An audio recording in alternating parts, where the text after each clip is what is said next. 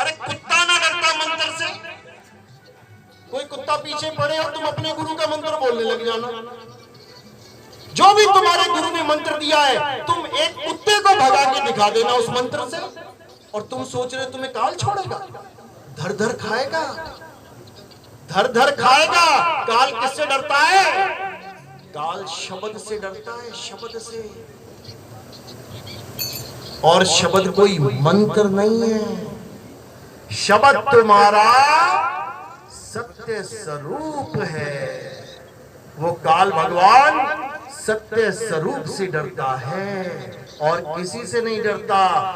और जो सच्चा गुरु होता है वो तुम्हें ताओ सिखाता है कि तुम अपने स्वरूप को कैसे प्राप्त करोगे। तुम काल के साथ जब तुम्हारा द्वंद्व होगा तब तुम काल को कैसे हराओगे, कैसे हराएंगे? जरासंध के साथ जब भीम लड़ रहा था, पटक पटक के मारता भीम को, पटक पटक के मार ही रहा था, लेकिन कृष्ण गुरुदेव खड़े थे, बिना बीच में एंट्री किए क्या किया? दूर से ही सैन दे दी, एक दाव सिखा दिया कैसे मारना है इसको। और उसी वक्त भीम ने क्या किया? गुरु की सैन को समझ के उसका कांड कर दिया। बस इसी प्रकार सतगुरु की सैन समझनी है। और अगर तुमने कबीर साहब की सैन समझ ली तो ये मंत्र फंतर नहीं चाहिए, मंत्र नहीं चाहिए।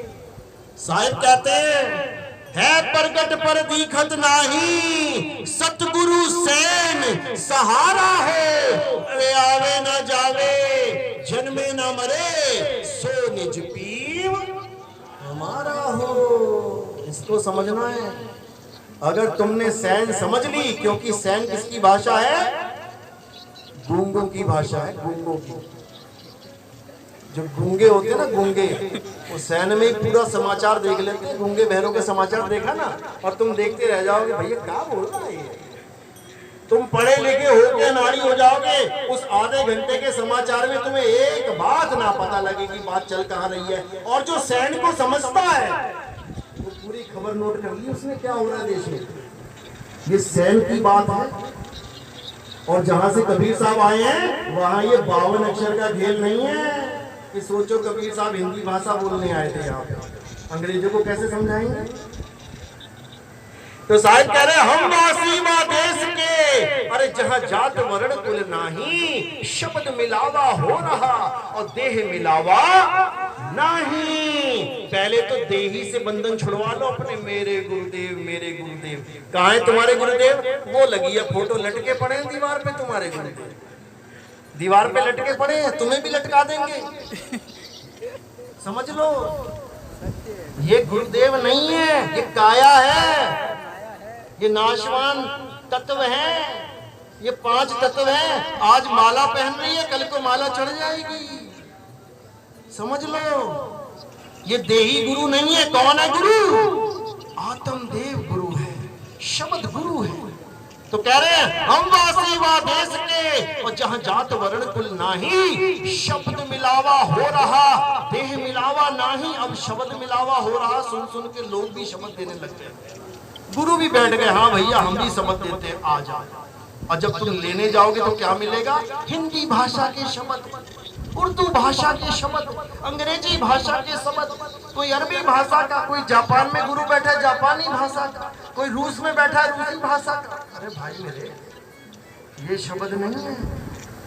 तो साहिब शब्द का खंडन करते हैं। क्या कह रहे हैं? हम वासी वा देश के, जहां जात वर्ण कुल नाही, अरे सैन मिलावा हो रहा, शब्द मिलावा नहीं।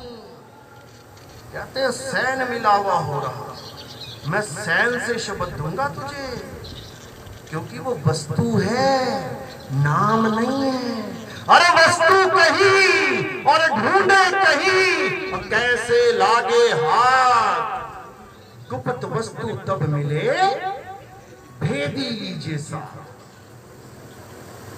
भेदी कभी तुम्हें नाम जाप नहीं देगा, भेदी तुम्हें भेद समझाएगा, इशारे से बता देगा करना क्या है। जब काल आएगा तो तुमने करना क्या है, कबीर साहब वाणी में समझा रहे हैं। कहीं मंत्र मत जपने लग जाना, 2 चपाटे मारेगा कान पे तुम्हारे। उसी के बनाए हुए मंत्र हैं सारे, उसी की दुनिया के मंत्र हैं ये काया उसी की बनाई हुई है। साधो निरंजन जाल पसारा, समझ लो ये उसी का जाल है। तो क्या करना है, जब काल भगवान आएगा, जब काल से युद्ध होगा, एक दाव लगा देना है। कौन सा दाव है?